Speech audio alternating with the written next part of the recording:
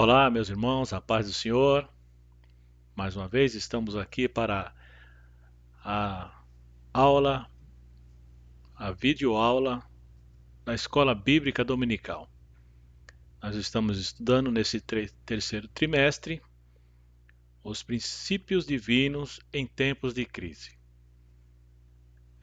A lição hoje é de número 8, datada para o dia 23/8/2020, e o tema é: as causas da desunião devem ser eliminadas. Já de antemão, eu peço a você que está acompanhando estas aulas que deixe aí a sua contribuição, né, com um like, um joinha, né, e também se inscreva no canal. Meu nome é Obed Edom e estou aqui para gravar mais uma aula da Escola Bíblica Dominical. Hoje nós vamos aprender sobre as causas da desunião devem ser eliminadas. Então vamos aqui colocar aqui as causas da desunião devem ser eliminadas. O texto áureo diz assim: ó, quão bom e quão suave é que os irmãos vivam em união. Salmo 133 e versículo 1. A verdade prática diz: a união é uma força indispensável para a igreja, é um testemunho diante do mundo e um estímulo para o crescimento da obra de Deus.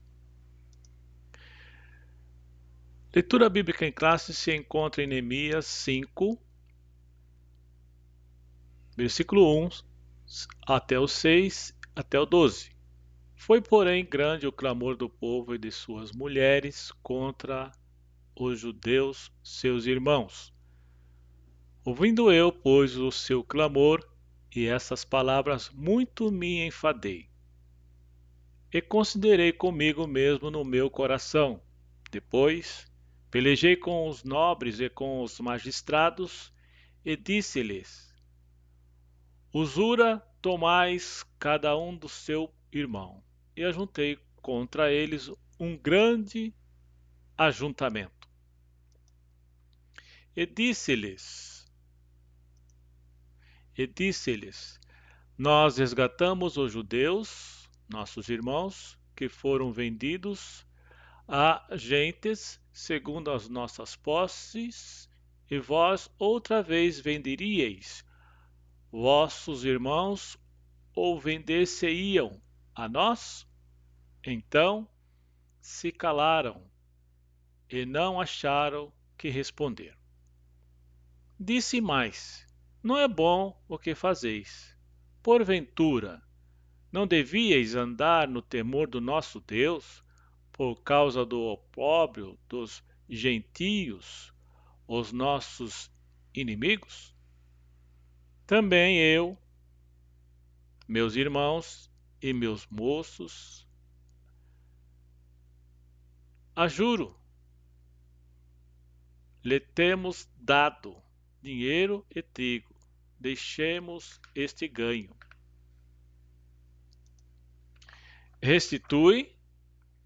Restitui-lhes hoje, vos peço, as suas terras, as suas vinhas, os seus olivais e as suas casas, como também o centésimo do dinheiro do trigo, de mosto e de azeite que vos exigi deles.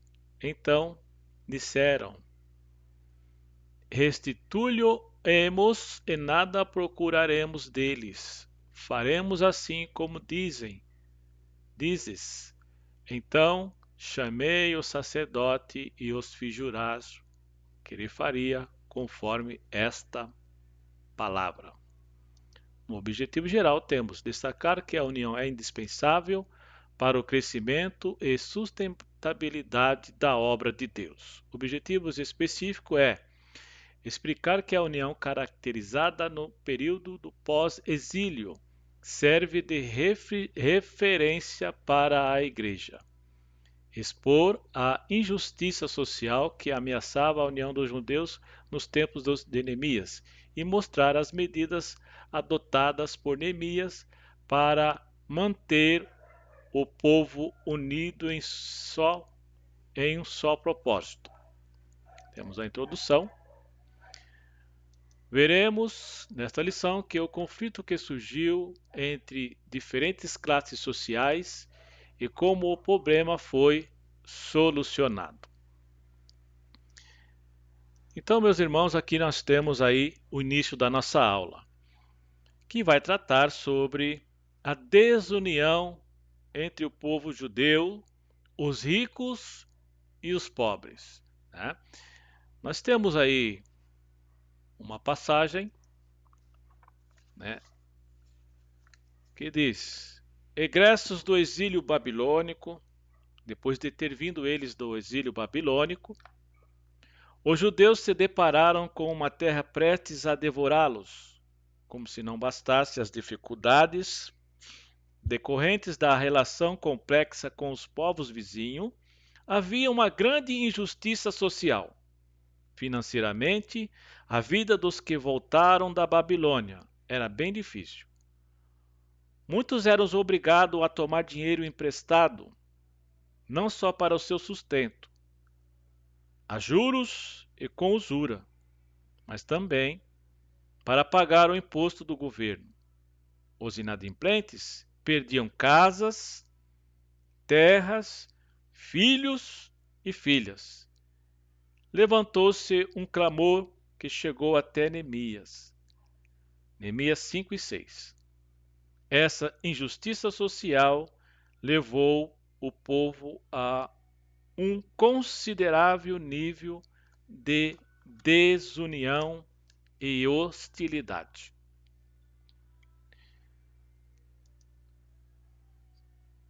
Subtópico número 1. A união caracterizava os judeus libertos do cativeiro. Qual era a base desta união? Qual era a base desta união? Todos eram do mesmo povo e confessavam uma só fé no único Deus verdadeiro. O altar havia sido renovado, o templo levantado e o culto a Deus restaurado, conforme os ritos da lei. Todos haviam experimentado o despertamento que se havia iniciado pelo rei Ciro. Todos haviam cooperado ativamente para a restauração da cidade de Jerusalém. Esta união entre os judeus simbolizava a união que deve haver na Igreja de Deus. Gálatas 6 e 16. Também, na Igreja há muitas coisas unificantes. Todos experimentaram o novo nascimento. Todos que nasceram de novo amam aos que são nascidos por ele, Jesus.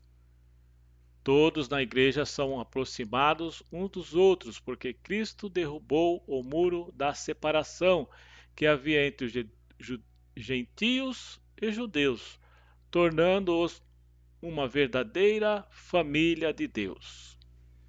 Esta união não se baseia em nacionalidade, nível social ou cultural, mas todos são um em Cristo. No meio da igreja opera o Espírito Santo, o qual faz com que todos se tornem um coração e uma alma.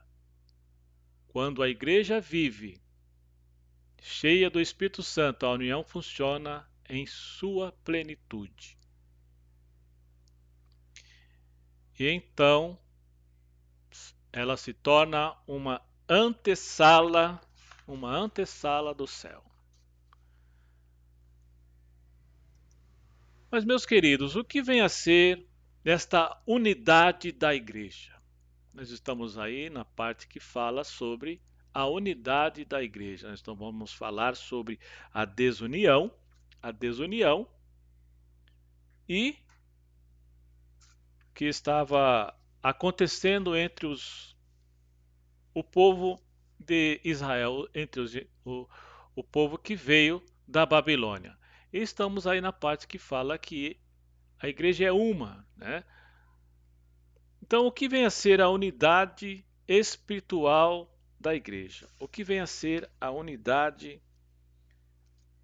espiritual da igreja?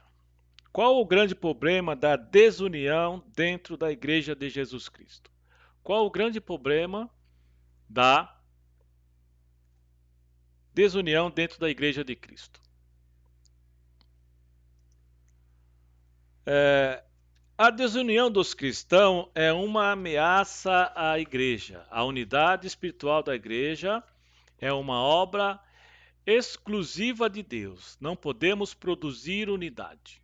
Não podemos produzir unidade. Então, é uma obra exclusiva de Deus. Apenas podemos mantê-la essa unidade. Todos aqueles que nasceram de novo fazem parte da igreja e de seus membros. E seus membros devem demonstrar aos olhos do mundo, de forma visível, esta unidade interna. A desunião dos crentes, portanto, é uma ameaça à igreja e um escândalo diante do mundo. Esta atitude desonra a Cristo e a própria igreja. A Bíblia diz sobre escândalos, ai daquele por onde entrar o escândalo. Quantas coisas a gente vê, às vezes, acontecendo entre as igrejas, né? Então, hoje a aula vai falar sobre a desunião dos crentes. Existe isso?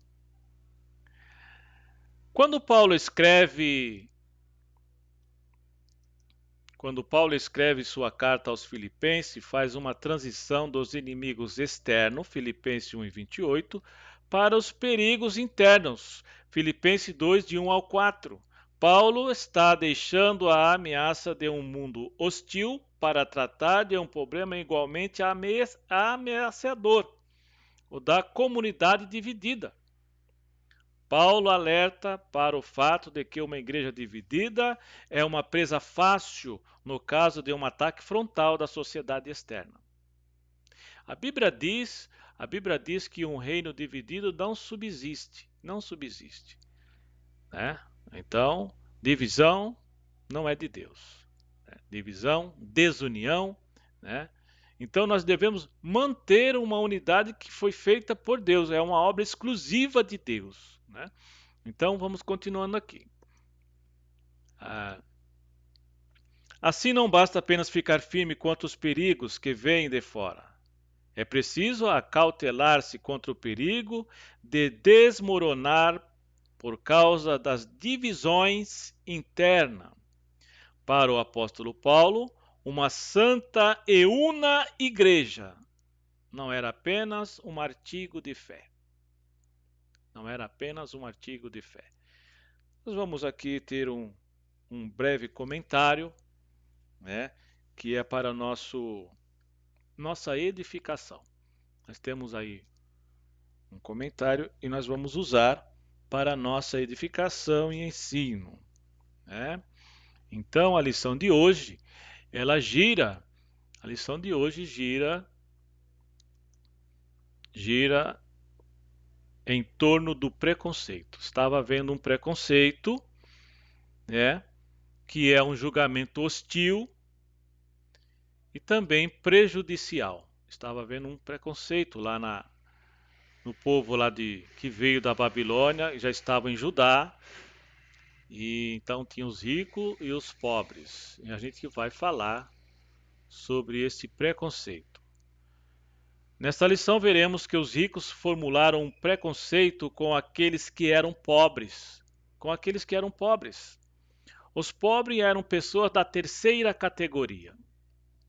Um conceito errado. Os judeus eram preconceituosos. Para os judeus, os gentios eram inferiores. E o preconceito divide a humanidade. O preconceito gera usura. Mas o que vem a ser usura, né? É emprestar dinheiro a juros. Por muitos anos, os pentecostais carregou o preconceito com outras denominações, como exemplos: batista, presbiterianos, metodista. Existia uma divisão e ele dizia que os batistas e as outras denominações evangélicas não eram salvos. Já em resposta a isto, os batistas diziam que os pentecostais estavam endemoniados. Endemoniados. Então, desde aquele tempo e passando para os dias de hoje, né, na nossa época, na nossa era, existe esse assunto de preconceito. Então, entre os pentecostais existia o preconceito, né? Existe o preconceito racial, né? Existe o preconceito do machismo. Então, são preconceitos que são prejudiciais. Então, os pentecostais, eles estiveram muitos anos separados, brigando e confrontando-se por causa de um preconceito. Hoje esse preconceito está bastante debelado, mas ele ainda existe em proporções menores entre as outras denominações, os batistas, os metodistas, os presbiterianos, né? Mas existe ainda uma separação, um preconceito, né? Uns falam em línguas estranhas, outros não falam e estão ainda com alguns preconceitos, né? Mas está bem menor hoje. O ponto central da lição gira em torno do preconceito, mas nós vamos ver que a boa notícia é que Jesus veio para desfazer o preconceito. Jesus veio para desfazer o preconceito. Lá os irmãos estavam em briga, os pobres, os ricos emprestavam dinheiro a juro e tinham preconceito com os pobres, né? Mas aqui a lição nós vamos ver que Jesus veio para desfazer o preconceito. Estou olhando o horário aqui para ver se não se estendo muito. Olhei de lado que tem um cronômetro aqui marcando, né? É, Temos dois exemplos. O primeiro está em João 4. Em João 4, que a mulher de Samaria tinha uma vida irregular e Jesus quebra o preconceito entre os judeus e os samaritanos e também o machismo, né? Jesus aqui, ele manda os discípulos lá comprar comida e ele procura um momento de ficar sós com esta mulher samaritana e provar que os judeus, né, quebraram o preconceito e quebraram esse, eh, essa indiferença que tinham os samaritanos com os judeus. Todos nós conhecemos a história sobre o poço, sobre a água, sobre a comunicação. Então Jesus ali procura uma situação para quebrar esse preconceito. Jesus sempre usava de, como se diz assim, de situações para avançar com o reino dele, né? Ele tinha, assim deve ser cada crente, procurar as oportunidades, aproveitar as oportunidades para pregar a palavra, né? E ali Jesus teve essa oportunidade de falar com esta mulher aí. Mandou os discípulos que fossem comprar e ele ficasse agora a sós com essa mulher. E a mulher disse: Olha, você é judeu, não pode conversar comigo, como você pode? E aí o Senhor pregou a palavra ali. Então essa foi um, um primeiro momento para para provar que o Senhor Jesus veio para quebrar o preconceito. Em um segundo momento, isso está em João 4, né? Em um segundo momento, está em Atos 10, onde Jesus quebra o preconceito entre os gentios. Quando foi Pedro arrebatado os seus sentidos e viu um vaso como se fosse um lençol com animais, e foi-lhe dirigida uma voz para que ele levantasse, matasse e comesse os animais. Aquilo representava a salvação, também era para as nações. De Israel, eles achavam que Cristo só tinha vindo para eles, né? Então, era aqui é uma segunda situação que Jesus veio para quebrar os preconceitos. Portanto, Jesus veio para quebrar os preconceitos. Na lição de hoje, os ricos tratavam os pobres como coisa. Eram vendidos como coisa, né? Então era assim, é, os pobres emprestavam dinheiro e depois, por não ter como pagar, eles perdiam o seu filho, sua mulher, os seus bens materiais em primeiro lugar, né? Então, estava havendo desunião por causa dessa situação. Então, era judeu escravizando o judeu. No período de Neemias, já na terceira geração, o preconceito gerou injustiça social. É o que está na lição de hoje. Nós vamos passar aos slides. Os slides são a leitura da revista. O que está escrito nos slides é a própria revista da escola dominical, com algumas gravuras para que tem pessoas que entendem mais vendo gravuras. Então a gente mostra os slides, mas a escrita que está é exatamente a revista da escola bíblica dominical, né? É uma cópia fiel do que está escrito na revista da escola dominical, né? Com as gravuras. Pela lei de Moisés, em Êxodo 22 e 25, vemos que o empréstimo de dinheiro não deveria ter juros quando os pobres precisavam de dinheiro emprestado. Vamos ver o que está escrito lá em Êxodo 22 e 25. Êxodo 22 e 25. Vamos ver aqui.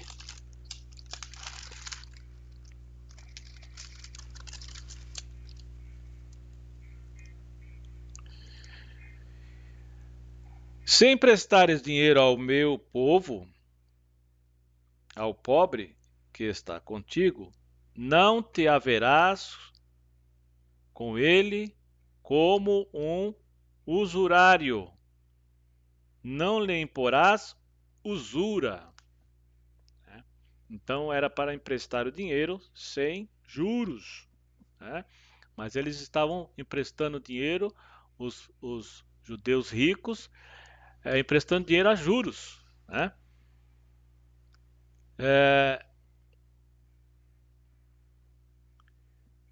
Em Israel, o dinheiro estava sendo emprestado com usura,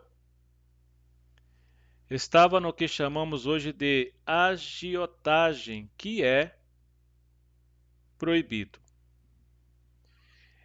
Ali eles estavam praticando um tipo de agiotagem. Existia um processo para a cobrança do dinheiro emprestado. Existia um processo para a cobrança do dinheiro emprestado. Eles estavam humilhando os gentios, né? Então tinha um preconceito. Eu sou judeu, sou rico, tenho dinheiro, você é um gentil, e você empresta e não paga, e então estavam sendo humilhados e muitos judeus também. Era judeus escravizando judeus, o judeu rico escravizando o judeu pobre, e por isso estava tendo uma desunião ali entre o povo. Então o povo veio de lá do exílio de Babilônia, chegando em Jerusalém, fizeram tudo ali, reconstruíram o altar, reconstruíram os muros, a cidade, mas agora a situação de alguns deles estava em penúria, né? E eles emprestavam dinheiro, e hipotecavam, empenhavam os seus bens, né? E às vezes não dava para pagar. Então estava havendo uma desunião aí. A primeira etapa da cobrança, eles estavam fazendo desta maneira, consistia em levar os bens materiais, caso o devedor não tivesse como pagar. Aqui nesta etapa, na segunda etapa, consistia em levar os filhos como escravo, né? Tinha a primeira etapa, se não conseguisse pagar, levava os bens materiais. Levava os bens materiais. E já na segunda etapa, era tudo um processo. Você não tem como pagar? Não tenho. Então leva aí o que eu tenho. levava os bens materiais. Ah, ainda não deu para pagar, então levava aí os filhos como escravo. Aqui nós vemos nessa etapa, lembramos da viúva que recorreu a Eliseu, lá em 2 Reis 4. Né? Ela disse ao homem de Deus, Eliseu, disse: Olha, meu marido morreu e eu deixou dívidas, e então agora é, eles estão querendo tirar os meus filhos e eu não tenho como pagar. Então ela recorreu a alguém que podia resolver o seu problema, né? Quantas das vezes nós vamos com A, com B, com C, né? E às vezes nós temos que ir diretamente a Deus, a um que pode resolver a nossa situação, né? O Senhor é o dono do ouro, da prata, né? Então devemos recorrer a Ele. A mulher aqui, a viúva, ela recorreu ao homem de Deus, recorreu ao homem de Deus, né? Então, aqui na terceira etapa consistia em levar a mulher como escrava para o pagamento. Então, uma estava vendo aqui uma humilhação, né?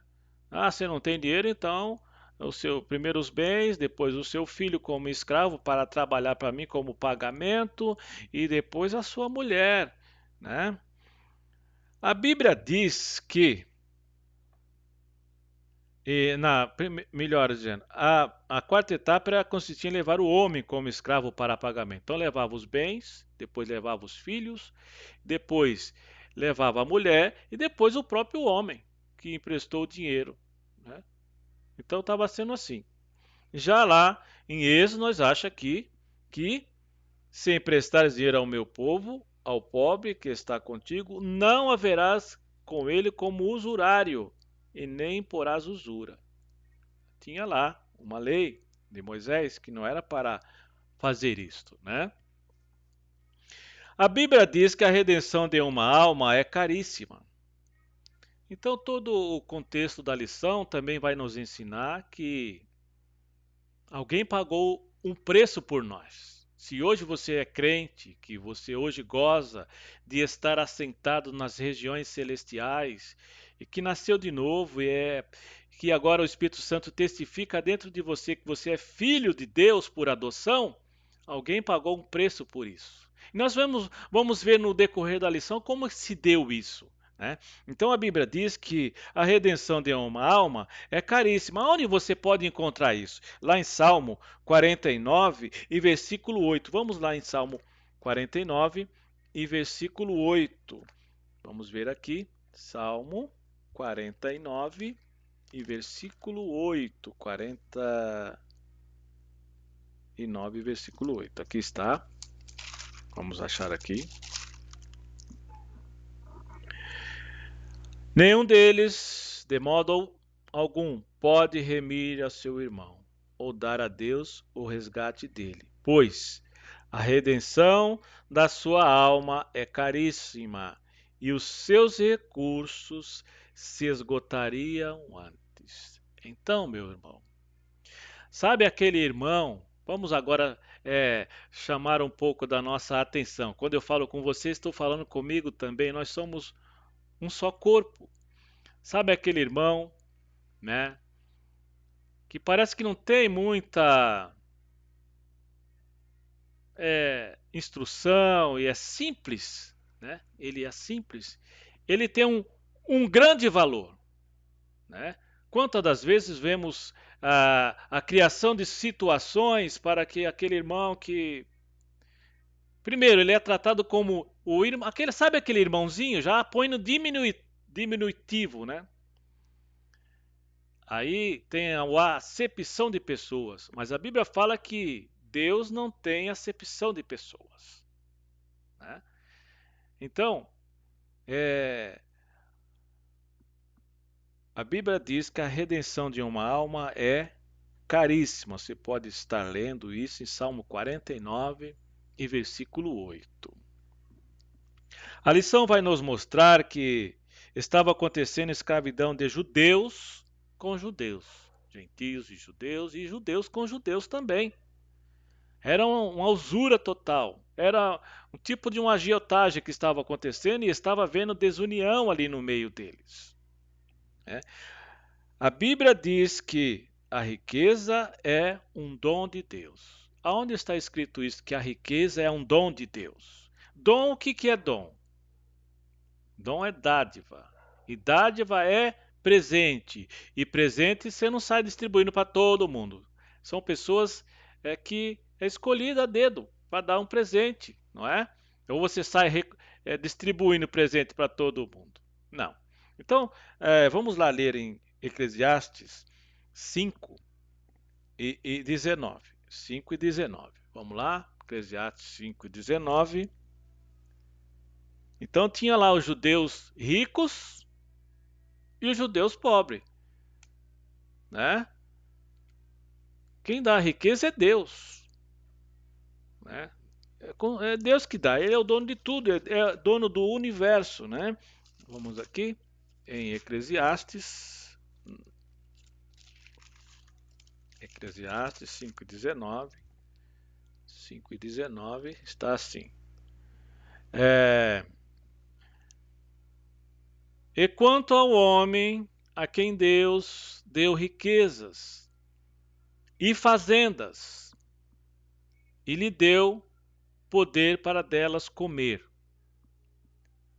e tomar a sua porção, e gozar do seu trabalho, isso é dom de Deus. Às vezes a pessoa tem um pouco mais do que o outro, por uma condição ou por outra, ou por um grau de instrução melhor, quando eles estavam na, na época do estudo, então ele agora tem um ganho melhor. E desfaz do irmão e já trata de irmãozinho. Mas a Bíblia diz que, né? Diz o quê? Que a redenção de uma alma é caríssima. Então vamos ter a mesma unidade de espírito, a mesma unidade de espírito, tratar todo mundo por igual. O mais simples e o mais letrado, o mais afortunado e o que tem menos condição. É isso que a Bíblia está nos ensinando. O amor deve ser não fingido. O amor deve ser não fingido. Onde está escrito que o amor deve ser não fingido? Vamos ver aqui, meus queridos. O amor deve ser não fingido. Romanos 12, do 9 ao 10, fala do amor não fingido. Vamos lá. O amor deve ser não fingido.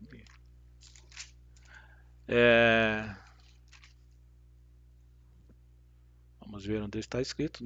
Romanos 12, 9 e 10. O amor, o fervor, a humildade e a beneficência. O amor seja não fingido. Aborrecei o mal e pegai-vos o bem.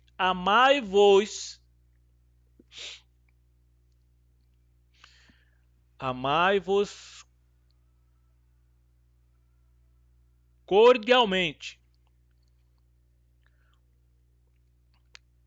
uns aos outros com amor fraternal, preferindo-vos em honra uns aos outros. Então, o amor seja não fingido. Tem mais sobre amor não fingido? Tem mais amor, né? Não fingido. Segundo Coríntios 6:6. Segundo Coríntios, porque é uma coisa pregar o amor, mas não exercitar o amor, não. Prega-se o amor e executa-se o amor. É isso que está ensinando a palavra. Deus tem compromisso com a palavra dele. O compromisso é com a palavra dele. Então vamos lá. Está escrito aqui. O amor seja não fingido. Agora, vamos lá em 2 Coríntios 6:6. 2 Coríntios 6:6. 2 Coríntios 6:6. na pureza, na ciência, na longanimidade, na benignidade, no Espírito Santo, no amor não fingido. O amor não pode ser fingido. Que negócio é esse? Lá estava vendo um amor fingido, lá com o povo de Israel. Né? 1 Pedro 1 e 22. 1 Pedro 1 e 22. 1 Pedro 1 e 22. O que está escrito lá em 1 Pedro 1 e 22. Purificando a vossa alma na obediência à verdade, para caridade fraternal não fingida. Amai-vos ardentemente uns aos outros com um coração puro. Então, o coração deve ser puro, né? Amai, né? Amai, está escrito aqui. Vos ardentemente uns aos outros, ardentemente uns aos outros, né? Então, esta era a condição do povo lá em Jerusalém. Vamos continuar aqui nossa lição.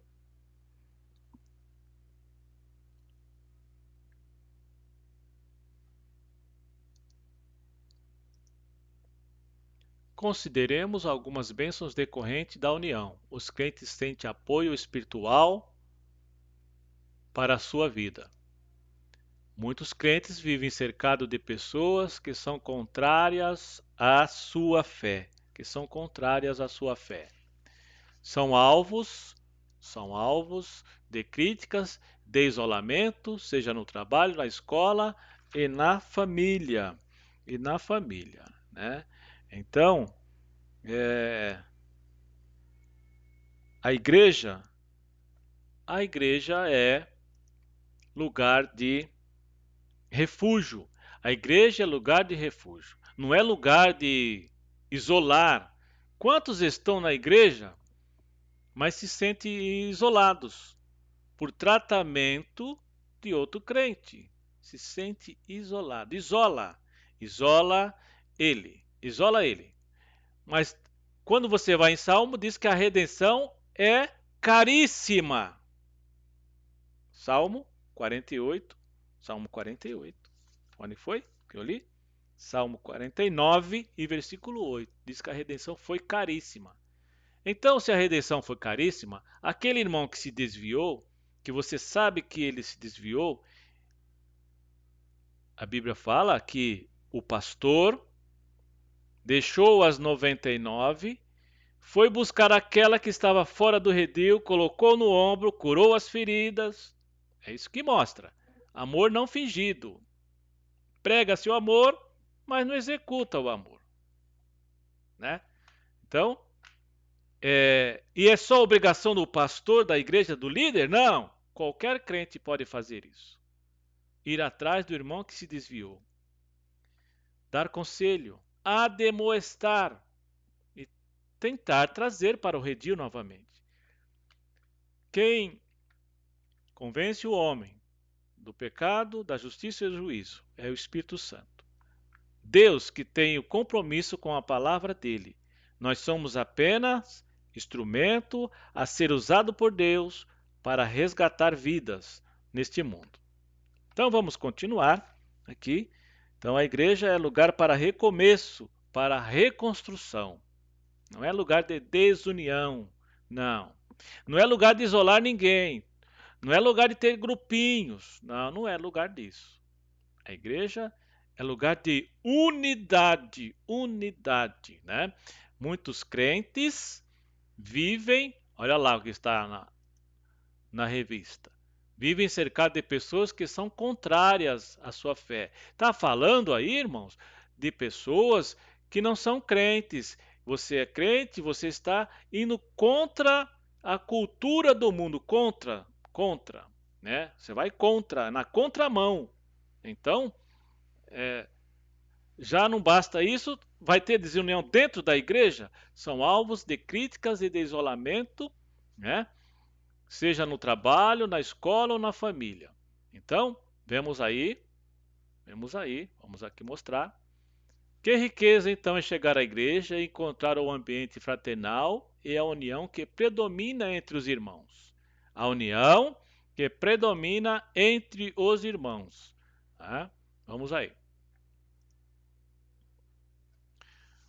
Vamos correr um pouco com a nossa lição para ver se nós temos mais alguma coisa. Então, nós estávamos falando sobre a Bíblia diz que a riqueza é um dom de Deus. Portanto, Salomão pediu sabedoria a Deus e recebeu também riqueza. Vemos que Deus concede bens materiais a quem ele quer dar. Ali ali somente recebeu, somente Salomão recebeu. Os serviçais continuaram a ser serviçais, os que eram ajudantes continuaram sendo ajudantes.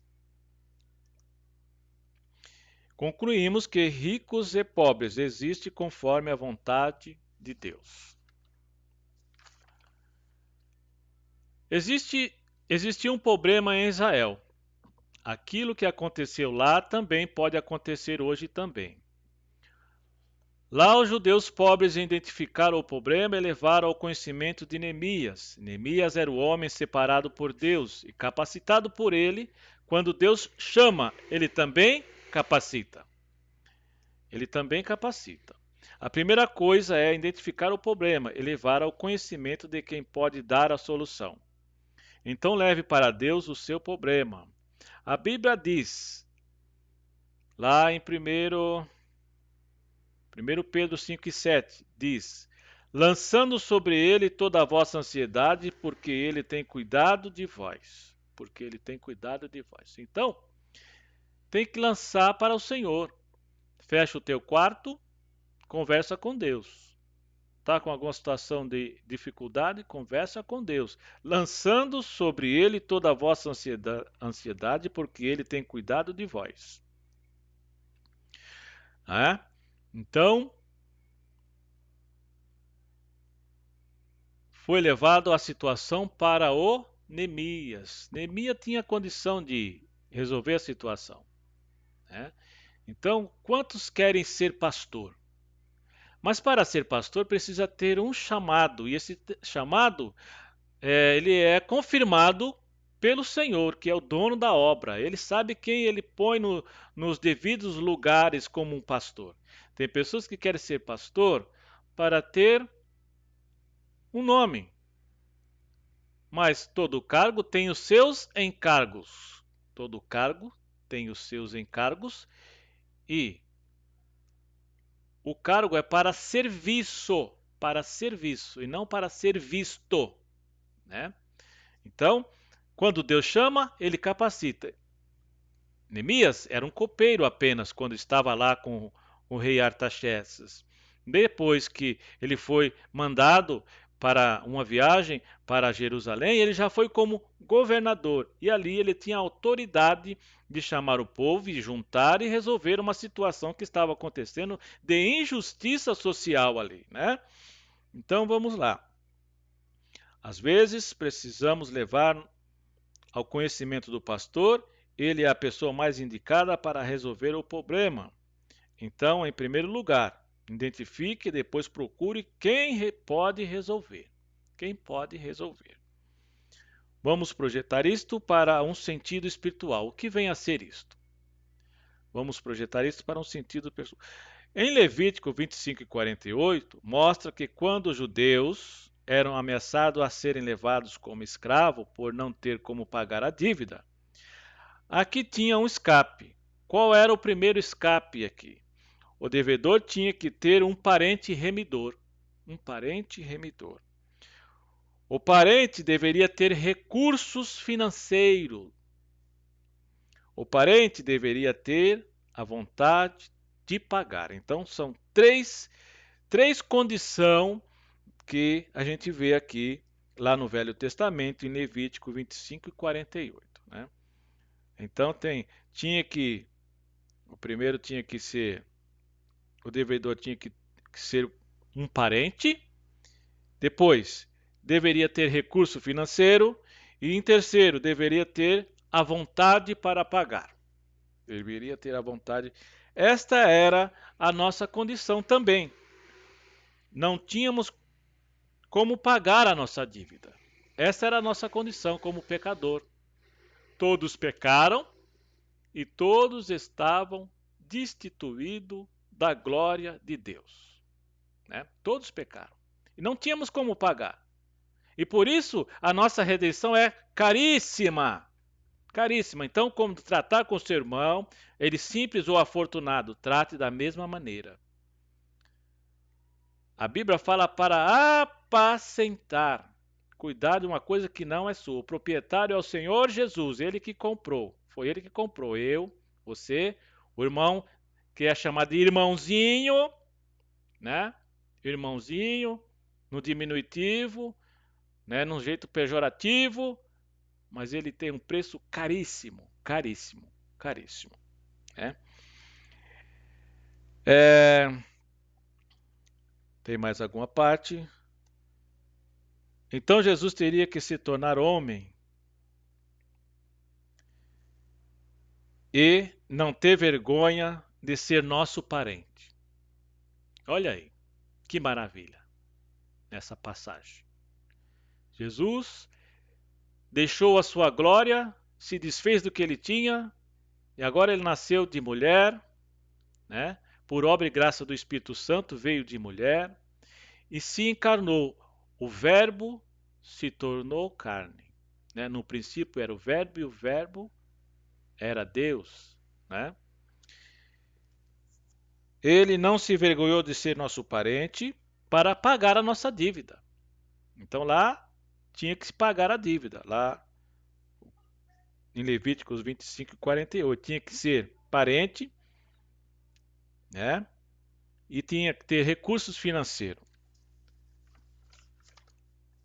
E também tinha que querer pagar a nossa dívida. E para isso ele disse: eu vou dar a minha vida. Né? Então mostra aqui que ele tinha condições, que ele tinha não, ele tem condições. Ele teve e tem. Ele é o dono do ouro, da prata, tudo é dele. Né? Tudo que você tem é dele. Tudo, tudo, tudo. Né? É meu, não é teu. O Senhor te emprestou. O Senhor me emprestou. Quer ver uma coisa? Fôlego de vida é emprestado ou não é? Quando ele quiser tirar, ele tira. O carro é dele, a casa é dele, o universo é dele, tudo para ele, por ele, é tudo dele. E ele tinha condições de pagar. Então, eu dou o quê? A minha vida, deu a vida por você e por mim. Então, quem somos nós para desfazer do outro irmão dentro da igreja? Não, não podemos fazer isso. Né? As passagens bíblicas que nos informam estas condições estão em Hebreus 2 e 11. O Redentor tinha que ser irmão. Vamos lá em Hebreus 2 e 11. 2 e 11. Hebreus 2 e 11. Né? O Redentor tinha que ser irmão. Hebreus 2 e 11. Porque assim o que santifica como os que são santificados são todos de um, por cuja causa não se vergonha de lhe chamar irmãos. Irmãos. Né? Então tinha que ser parente, se chamar e. Né? A segunda passagem está em João 14:30. João 14:30. Aqui Jesus é o financiador, mostra que sua riqueza não é deste mundo e mostra que tem condições de pagar a nossa redenção. Né? Então tá lá, João 14:30. João 14:30. Vamos ver aqui. João 14:30.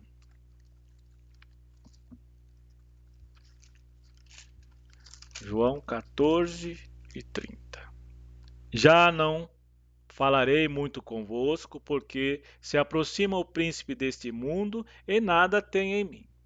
Então, o reino do Senhor não consiste nessa terra nada daqui. Né? Tem gente brigando por posição, império e outras coisas mais. Né? Mas o reino de Deus não consiste, né, em nada desse mundo. É de lá, as coisas são de lá. Né? Então ele estava dizendo aqui, ó, Se aproxima o príncipe deste mundo, que é o diabo, e nada tem em mim. Né? O príncipe deste mundo, eu sou de lá, minhas coisas são de lá. Então ele estava provando que ele tinha condição de pagar a nossa redenção. A terceira passagem está em João 10, 17 e 18. João 10, 17 e 18. Vamos ver?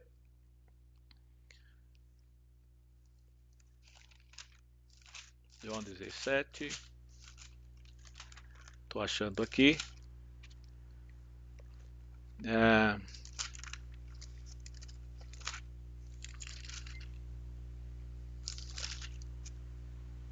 Por isso o Pai me ama, porque dou a minha vida para torná-la tomá-la.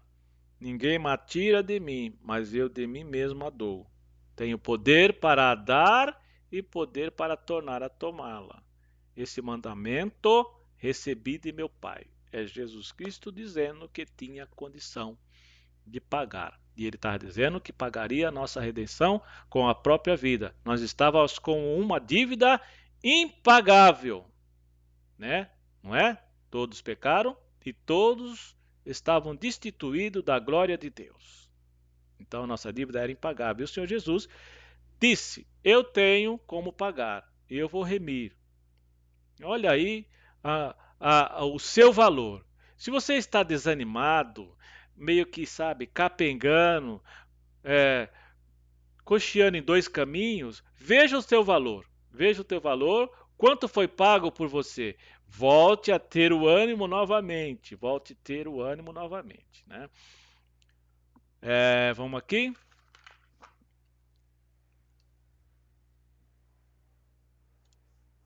Hebreus 2 e 11, já foi falado. João 10.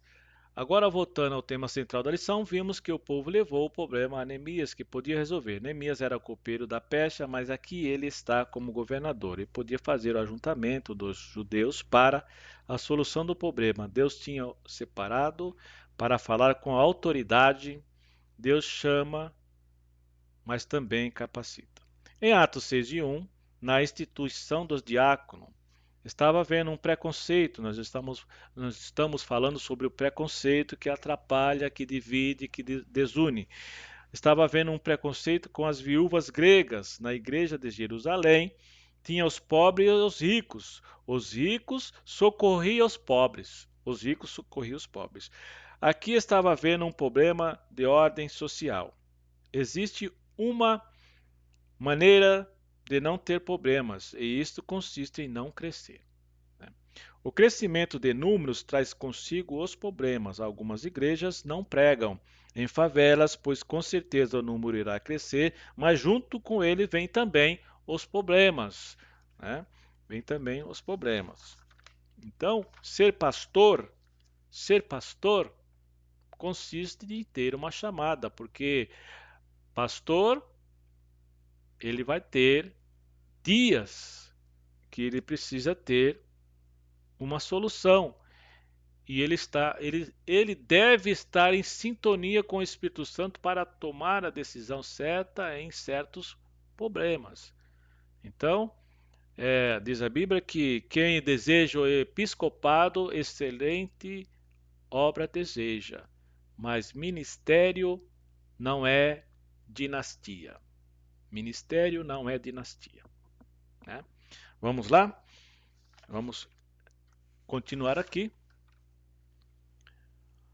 Na igreja de Jerusalém não havia necessitado. Estava havendo um problema social. Havia ali a chamada acepção de pessoa. Primeiro, era atender as viúvas nascidas no território de Israel, e depois, se sobrasse então, eram atendidas as viúvas gregas. As viúvas gregas estavam sendo discriminadas. Não pode haver discriminação na igreja do Senhor. Né? Então, muitos têm que descer do pedestal, né? Estava havendo discriminação. Em Atos 10 e 34, vemos que Deus não faz acepção de pessoas. Vamos ver o que está escrito em Atos 10 e 34. Atos 10 e 34. Fala assim a acepção de pessoas, mas faz a acepção de pessoas. Vamos ver. Está escrito aqui que não é para fazer a acepção de pessoas. 10 e 34. E abrindo Pedro a boca, disse: Reconheço por verdade que Deus, olha lá, não faz acepção de pessoas. Então, se Deus não faz acepção de pessoas, por que existe acepção de pessoas dentro da igreja? Existe. Eu considero aquele, mas aquele outro não. E talvez eu crie situações para que ele vá para outro lugar, outra organização. Né?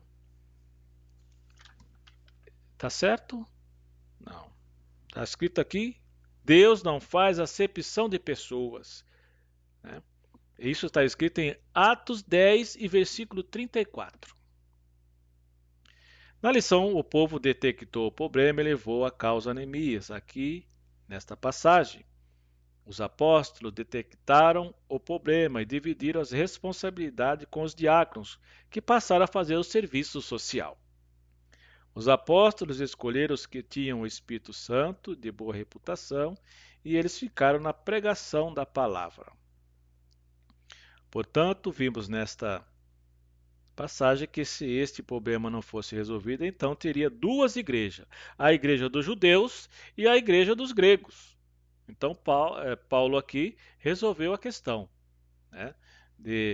Delegou uma ordem, delegou. Então fica a vocês, diáconos, para cuidar das mesas, né? Aqui podemos alertar: se você constatou um problema, leve ao seu pastor e nunca entre pela rede da fofocagem. Isto não condiz com a vida de um servo de Deus. O seu pastor é suficiente para resolver a questão, e se ele não tomar as medidas necessárias, é Deus que irá tratar com ele. Você não tem nada a ver com isso. Você só deve levar a ele o que é que está acontecendo, de situação, de problemas. Né? A igreja de Jesus, ele o chamou de a minha igreja. Mateus 16 e 18. Mateus 16 e 18. A minha igreja. Então a igreja é do Senhor, ele é o proprietário. Né? Outro exemplo de desunião está em Atos 1 e 10, onde Paulo, informado pela família de Croé, ele é informado que estava havendo contendas entre os irmãos. Uns diziam: eu sou de Paulo, outros diziam: eu sou de Apolo, e outros diziam: eu sou de Cefas. Paulo aqui ensina que o corpo de Cristo não é dividido. E fez questão de dizer que a informação vinha da família de Croé. Outra coisa importante a aprender aqui: se você assumir a situação de um problema dentro do meio cristão, você não pode ficar escondido. Não, não fala para ninguém, foi eu que falei. Não. Se você assumiu, então seja o testemunha, né? Então Paulo assumiu aqui, ó, falou: da onde veio a informação? Foi da família de Croé, que disse que haveria, que estava havendo uma dissensão, uma briga, uma confrontação, uma divisão, dizendo: eu sou de Paulo, tu sou, né? Então Paulo ensinou aqui, ó, está Cristo dividido, né? Tá lá. Então, Atos 1 e 10, está escrito essas coisas aí, sobre a dissensão entre os irmãos, a desunião entre os irmãos. Aprendemos aqui que o servo de Deus não deve ficar nas redes de fofocagem. É o pastor que deve saber da situação problemática em primeiro lugar. Em muitos lugares o pastor sabe depois, que está toda a rede social sabendo, né? Mas não é, né? Não deve ser assim o proceder de um homem ou uma mulher cristã dentro da igreja. A Bíblia fala sobre aquele que semeia contenda. né? Não se deve semear contenda. É isso que a Bíblia ensina. Vimos nesta lição que o problema em Jerusalém foi resolvido. Lá o problema teve a solução e que a causa das desuniões podem ser resolvidas quando o homem de Deus trabalha em sintonia com o Espírito Santo. Deve ter a sintonia, né? Intimidade, sintonia com o Espírito Santo. O Espírito Santo dirige. A igreja é o Espírito Santo que vai apresentar a igreja como noiva para o Senhor Jesus. É ele que vai conduzir a igreja no dia das bodas do Cordeiro, né? Então, essa sintonia o servo de Deus deve ter para tomar decisões. Então, o pastor é a pessoa indicada para resolver situações. E ali, na lição de hoje, mostra que os judeus pobres identificaram o problema e levaram a Neemias, quem podia resolver a situação, né? E Neemias prontamente resolveu a situação e disse até ele mesmo que não ia cobrar juros mais, né, das, das pessoas, né, que estavam em débito. Vamos continuar um pouco mais, irmãos. A lição de hoje falou sobre redenção, que nós temos um preço caríssimo, que foi pagado com o Senhor Jesus Cristo, através do seu sangue derramado na cruz do Calvário, e que ele tinha condições financeiras para pagar a dívida, né? Então, a lição não é somente uma história, a lição não é somente uma história, né? Mas ela também nos ensina coisas grandiosas espirituais. Vamos aqui no nosso slide, voltando ao nosso slide, continuando aqui, que a riqueza então é chegar à igreja e encontrar um ambiente fraternal e a união que predomina entre os irmãos. Ouçamos o que diz o salmista: que bom e quão suave é que os irmãos vivam em união. Na igreja levamos as cargas um dos outros. Existem cargas que cada um tem que levar sozinho. Cada um tem que levar sozinho. Certas coisas, o Senhor Jesus disse assim: toma a sua cruz e siga-me. Toma as suas responsabilidades e siga-me. Foi isso que o Senhor Jesus disse, né? Não pode ser o carrinho, não pode ser o irmão carrinho de mão, né? O irmão carrinho de mão é aquele que pega, só anda se alguém pegar nas duas partes do carrinho de mão e ir andando com ele, né? Cada um tem o seu, o, o seu peso para levar. E diz que o jugo do Senhor Jesus é leve. Tomai sobre vós o meu jugo, né? E aprendei de mim que sou manso e humilde de coração, e encontrarei descanso para as vossas almas. Então, certas cargas você leva sozinho, mas certas outras cargas devem ser divididas. Devem ser divididas. Problemas que acontecem no meio da irmandade devem ser levados ao líder. E o líder vai tomar a decisão correta do que deve ser feito, né? Muitas vezes, mas existem também cargas que podemos ajudar uns aos outros. Existem também cargas que devemos ajudar uns aos outros, né? Por que isso? Por que isso? Porque estamos num corpo e o corpo é uno. O corpo é um só, a unidade. A aula começou falando sobre a unidade da igreja. É um corpo só, não existe divisão. A não ser que você não esteja no corpo. Agora, se você está no corpo, né? Então se deve ajudar, né? As cargas, mas existe também cargas em que podemos ajudar uns aos outros. Vamos continuar.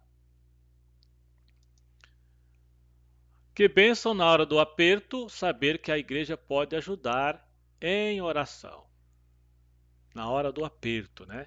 Então, é, existem dias que são dias de adversidade. E a Bíblia diz que devemos também considerar o dia da adversidade. Então, dia da enfermidade, no dia do aperto financeiro, né?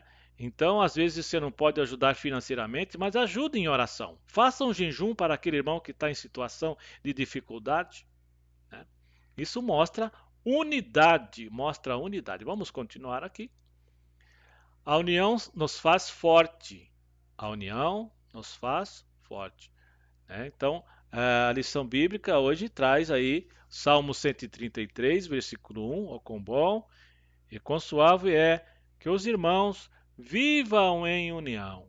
Então, uma ovelha sozinha é facilmente arrebatada, mas quando ela está com o rebanho, é protegida. Então, se a ovelhinha saiu dos pés de Cristo, é, a nós que estamos dentro da igreja, seja pastor, presbítero, diácono, crente que ainda não tem um cargo, todos nós temos a responsabilidade de ir atrás da ovelha desgarrada, né? Diz a Bíblia que o pastor dá a vida pelas suas ovelhas. O sumo pastor é o nosso Senhor Jesus e deu a vida pelas ovelhas. E nós devemos seguir o exemplo. Uma pedra sozinha pode ser levada. Uma pedra sozinha pode ser levada ou jogada, porém, quando estiver edificada dentro do muro, é mais fácil de. É mais difícil. É mais difícil de tirá-la. 1 Pedro 2, 2 e 1. 1 Pedro 2 e 1. Né? Vamos ver se eu tenho mais alguma coisa aqui.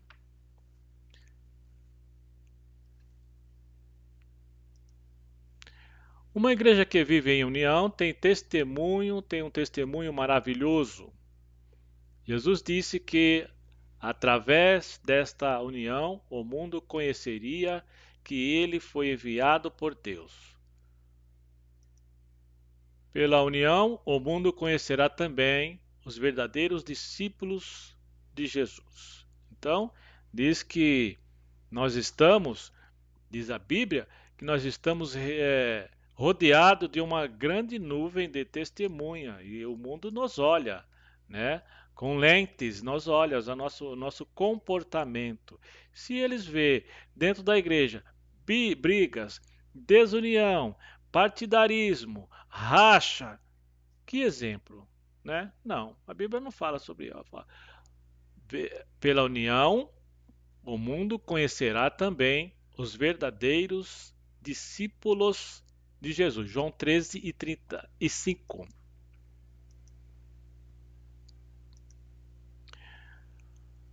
Esta união é uma verdadeira força. Foi por causa da união que os judeus, numericamente inferiores aos seus inimigos, conseguiram construir o templo e também os muros da cidade. Esta união é também o segredo da vitória da igreja. Eu oro por você porque somos igreja, somos o corpo de Cristo e sua vitória também é a minha. O santo óleo desce da cabeça do sumo sacerdote Jesus Cristo e os crentes vivem em união. Jesus disse: Eu dei-lhes a glória que a mim me deste, para que sejam um. Está falando sobre unidade da igreja. Sejamos, pois, um, assim como o Pai, o Filho e o Espírito Santo são um.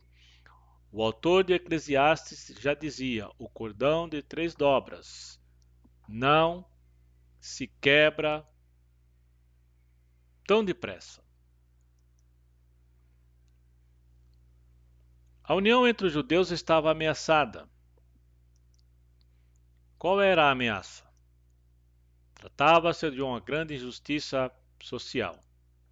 Financeiramente, a vida dos que voltaram da Babilônia era bem difícil. Muitos eram obrigados a tomar dinheiro emprestado não só para seu sustento, como também para pagar o imposto ao governo. Tomavam emprestado dos seus irmãos mais ricos, os quais cobravam juros altos, até mesmo com usura. Quando os mais pobres não conseguiam pagar os empréstimos tomados, os irmãos mais ricos executavam as dívidas, tomando as casas, as terras e até mesmo os filhos e as filhas dos devedores. Isto foi causa de grande clamor entre os judeus. Este assunto chegou ao conhecimento de Neemias, o qual ficou muito incomodado, enfadado. Como se explica essa grande injustiça? Em primeiro lugar, era uma expressão de falta de amor. Em primeiro lugar, era uma questão de falta de amor. Então a gente já explicou isto, que é o amor fingido, né? Não tem amor, fala em amor, mas prega o amor e faz sermão de amor, mas não executa o amor, né? É, seja o amor, seja não fingido, né?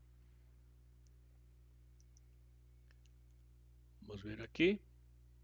Desta forma, os mais ricos pecavam contra os seus irmãos mais pobres, não lhe dando o devido valor.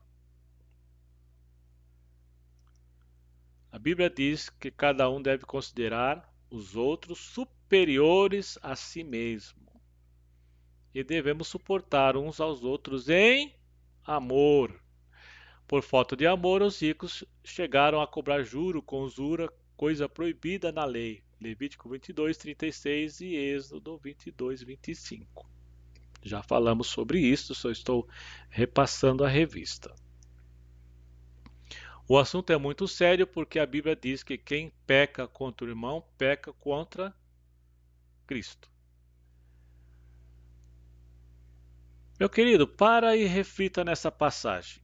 O assunto é muito sério, porque a Bíblia, isso está escrito na revista, está lá dentro da revista. Quem tem a revista pode acompanhar que está lá escrito. O assunto é muito sério, porque a Bíblia diz que quem peca contra o irmão peca contra Cristo. 1 Coríntios 8 e 11. Né? Peca contra Cristo. 1 Coríntios 8 e 11. Vamos lá ver como é que está escrito isso. 1 Coríntios 8 e 11. Tá assim. E pela tua ciência perecerá o irmão fraco, pelo qual Cristo morreu.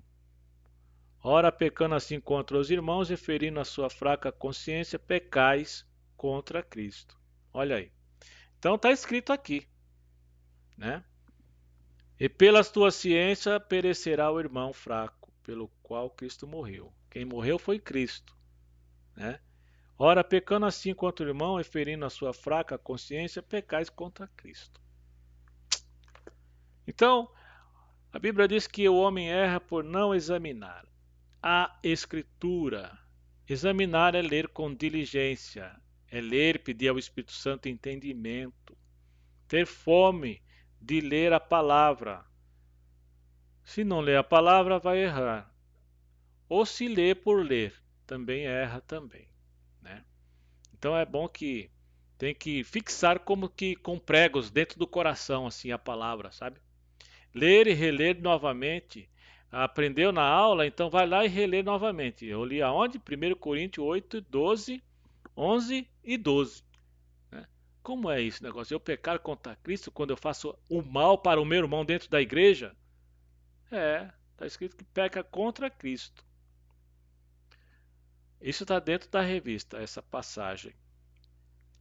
Vamos lá, continuando. A atitude do Zico era uma expressão de dureza contra os seus irmãos. Contra os seus irmãos. Eles queriam ficar ainda mais ricos às custas da miséria de seus irmãos mais pobres. E será que existe isso hoje? Queriam ficar ricos às custas da miséria dos seus irmãos mais pobres. Está dentro da revista essa passagem. Quem tem a revista está acompanhando. Não lhe importava o choro dos seus irmãos. A opressão faz endoidecer até o sábio. Eclesiastes 7:7. Eclesiastes 7:7. Vamos lá. Neemias solucionou o problema. Nós só estamos repassando o que já foi dito lá naquela explicação que eu estava falando.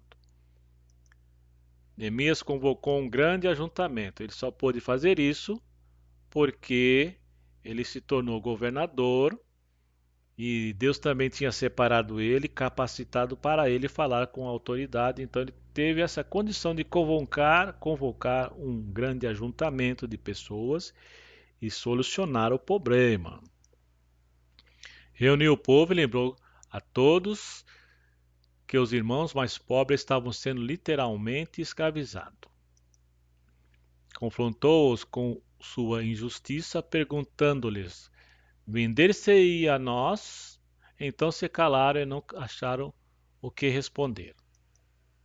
Neemias fez uma proposta conciliadora. Deixamos este ganho, restituímos-lhe hoje. Neemias incluiu-se na proposta. Então ele se colocou também nessa situação. Eles e seus auxiliares haviam emprestado a juro, note bem, a juro, mas não com usura. E Neemias estava disposto a não receber os juros. Neemias 5:10. A proposta de Neemias foi acatada. Restituímo-los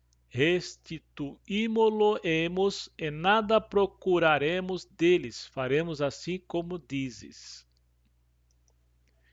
Neemias fez com que jurassem diante do sacerdote que assim fariam. Um ato simbólico de Neemias confirmou aquele juramento solene. Neemias 5:13. Um ato simbólico confirmou aquele juramento, vamos ver aqui, um ato solene. Neemias 5:13 diz assim: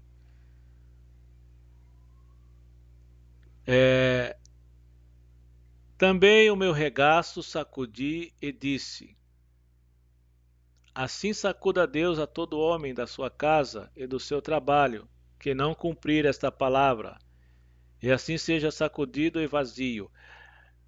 E toda a congregação disse: amém. E louvaram o Senhor, e o povo fez conforme esta palavra. Então foi um ato solene. Também o meu regaço sacudi, quer dizer, sacudia o colo. O regaço aqui é colo. Sacudiu o regaço, o colo, né? Vamos lá. Teve um ato solene. A paz voltou a reinar entre os judeus. Surgindo um problema entre os irmãos, deve logo ser tratado com muita diligência. Quando o líder do povo for ignorante, desinteressado ou negligente, o resultado poderá vir a ser uma contaminação grave, né? Então, deve-se cortar o mal pela raiz. Vai lá na situação e já executa uma solução, né? Vamos aqui. Faz parte das atribuições do ministro manter a boa ordem da igreja. Ele deve enfrentar os problemas com humildade, imparcialidade e com sabedoria de Deus. Então a Bíblia diz assim: se tem falta de sabedoria, peça a Deus que lhe dá deliberadamente a sabedoria, né? E a sabedoria do mundo, ela é terrena, diabólica, mas a sabedoria que vem do alto, que tem que ter uma intimidade e sintonia com o Espírito Santo para ter a sabedoria que vem de Deus, né? Vamos aqui.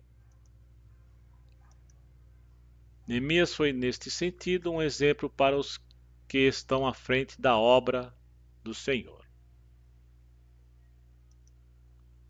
Assim como Deus fez com Neemias, ele quer fazer com seus servos hoje. Isto é, Deus quer abençoar seus servos e confirmar as obras de suas mãos. Salmo 90 e versículo 17. Vamos lá ver Salmo 90 e versículo 17. E seja sobre a nós a graça do Senhor nosso Deus e confirma sobre nós a obra de nossas mãos. Sim, confirma a obra das nossas mãos.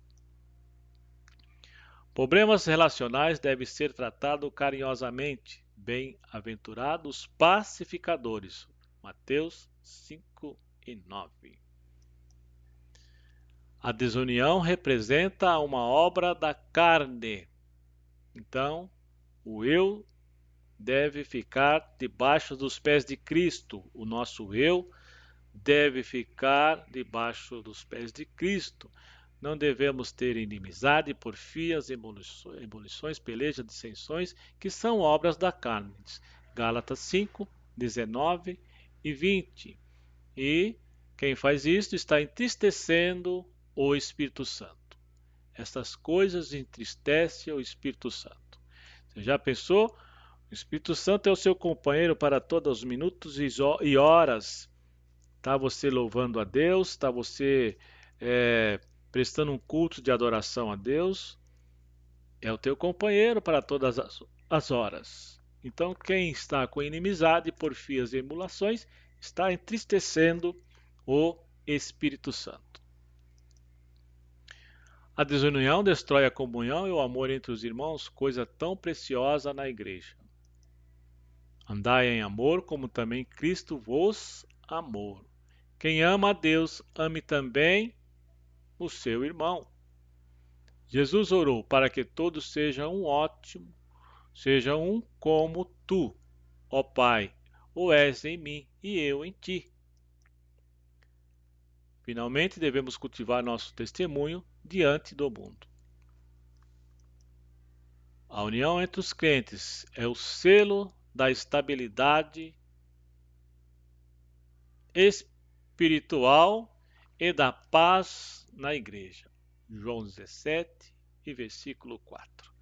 Então, meus queridos, finalmente nós chegamos ao final da nossa aula. A aula hoje foi uma aula abençoada.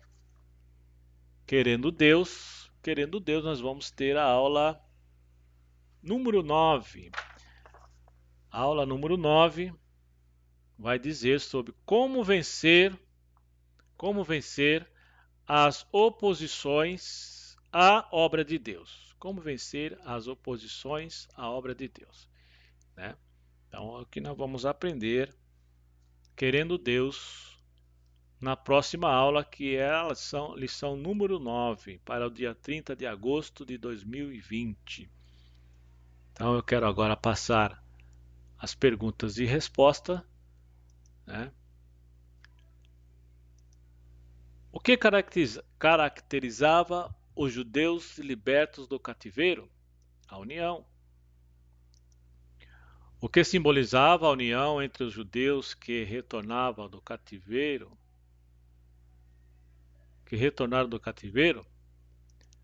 A união que deve haver entre Jesus e a igreja. O que estava ameaçando a união entre os judeus? A injustiça social. Então estava havendo lá uma injustiça, a cobrança de juros, estavam humilhando os crentes pobres, estavam tendo acepção de pessoa, né? E era o que estava acontecendo lá, a injustiça social. O que representa a desunião? Representa a obra da carne. A desunião representa a obra da carne. De acordo com a lição, o que representa a união entre os crentes? Representa o selo da estabilidade espiritual e da paz da igreja. Amém, meus queridos? Então, convido a vocês para a próxima aula, né? Não deixe de dar o seu like. Você que é novo aqui, você pode estar se inscrevendo. Você que não se inscreveu, se inscreva. Fazendo assim, você está participando, né, da propagação da palavra de Deus. Você está sendo também, né, um participante desta aula, porque essa aula vai ficar gravada. Você que viu hoje, né, mas muitos não vão ver depois, então você vai ser um participante. Então faça a sua inscrição, acione o sininho lá para que você receba as notificações de primeira mão, né? E estará ajudando a divulgar esse trabalho, né? Então, esse trabalho é para a honra e glória do nome do Santo do Senhor. Tenho feito com muito zelo, né? E creio que o Senhor falou ao seu coração. Você que chegou até aqui ao final desta aula, você certamente saiu é, edificado com mais um aprendizado da palavra de Deus. Então fiquem todos na paz do Senhor Jesus, né? E um beijo no seu coração aí. Amém, meus queridos? Paz do Senhor.